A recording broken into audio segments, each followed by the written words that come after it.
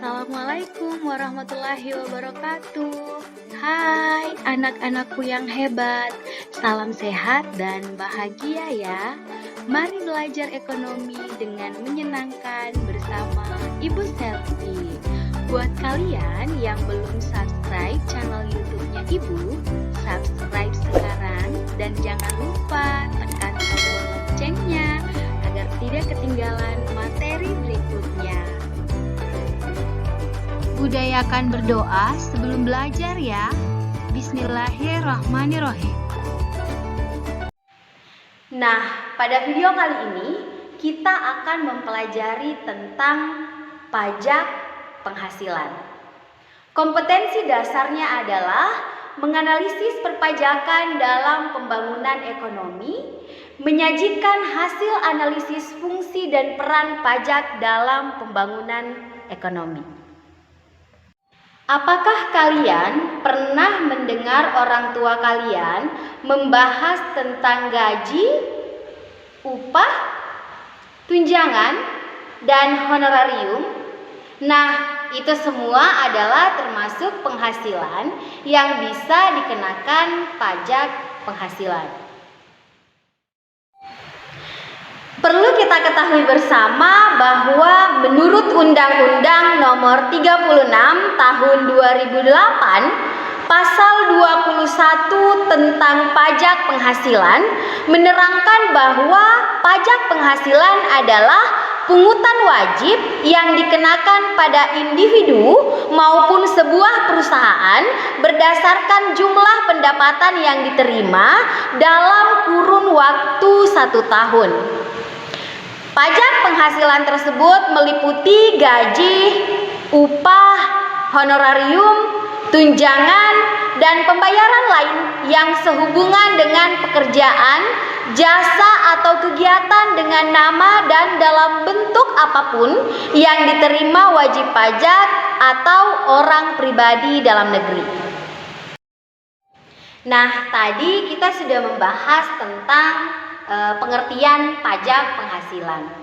Sekarang kita akan melihat siapa saja yang menjadi subjek pajak.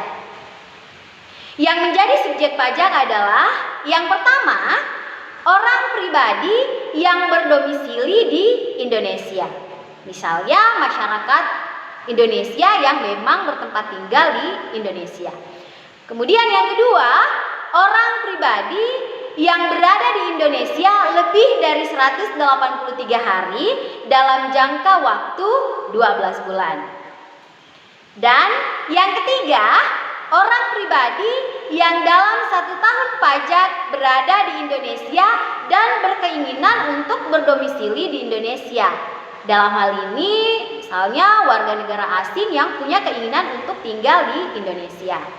Yang keempat, warisan yang belum terbagi sebagai satu kesatuan menggantikan yang berhak.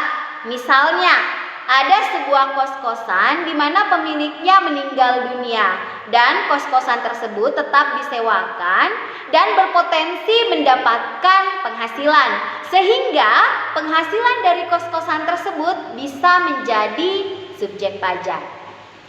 Yang kelima, badan usaha yang didirikan atau berkedudukan di Indonesia.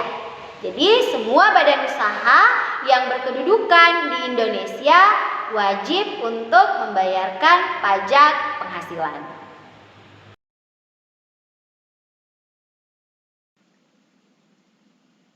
Objek pajak penghasilan adalah penghasilan yang sebagian tambahan kemampuan ekonomis yang diperoleh wajib pajak dalam negeri maupun luar negeri dalam jangka waktu 1 tahun yang dapat dipakai untuk konsumsi atau menambah penghasilan.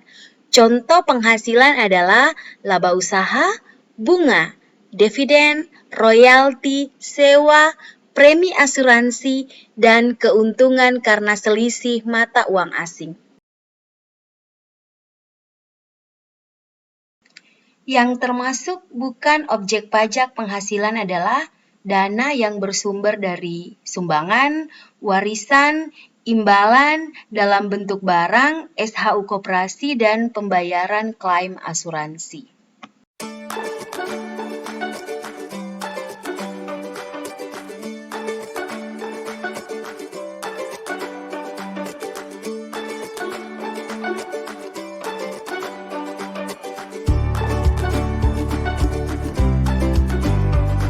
Tarif pajak penghasilan.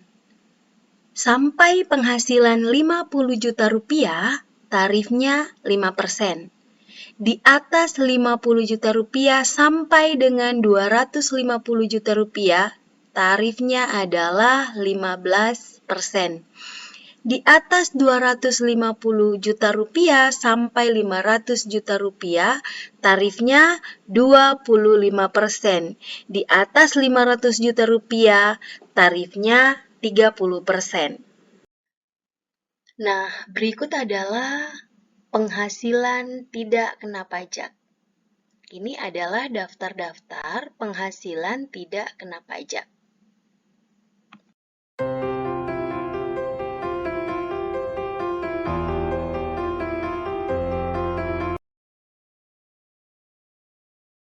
Nah, anak-anakku sekalian, kita masuk pada contoh soal.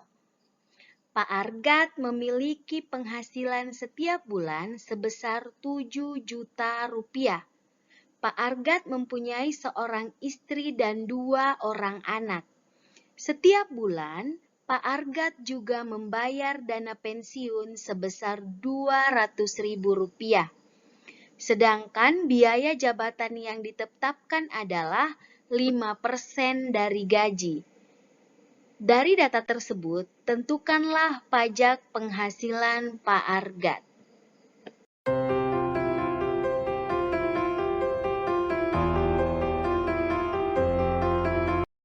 Baik, kita jawab contoh soalnya ya. Gaji Pak Argat dalam 1 bulan adalah 7 juta rupiah. Biaya jabatan ditetapkan 5% dari gaji sehingga diperoleh hasil 350.000 rupiah. Kemudian dana pensiun adalah 200.000 rupiah. Jadi ketika biaya jabatan dan dana pensiun ditambahkan, diperoleh hasil 550.000 rupiah. Sehingga penghasilan bersih Pak Argat dalam 1 bulan adalah 6.450.000 rupiah. Penghasilan Pak Argat dalam 1 tahun adalah 6.450.000 rupiah dikali 12 bulan sebesar 77.400.000 rupiah. Sekarang kita hitung penghasilan tidak kena pajak Pak Argat. Penghasilan tidak kena pajak Pak Argat adalah 54 juta rupiah. Kemudian ditambahkan istrinya sebesar 4.500.000 rupiah dan kedua anaknya adalah 9 juta rupiah.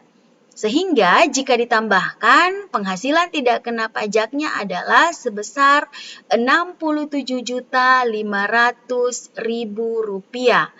Penghasilan kena pajaknya sebesar 9.900.000 rupiah diperoleh dari penghasilan 1 tahun dikurangi dengan penghasilan tidak kena pajak.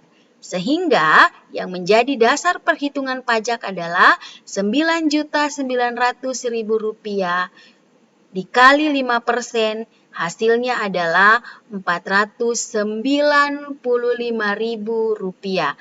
Itulah pajak terutang oleh Pak Argat. Terima kasih telah menyaksikan videonya hingga akhir. Semoga ilmunya bermanfaat ya. Salam sehat dan bahagia. Assalamualaikum warahmatullahi wabarakatuh.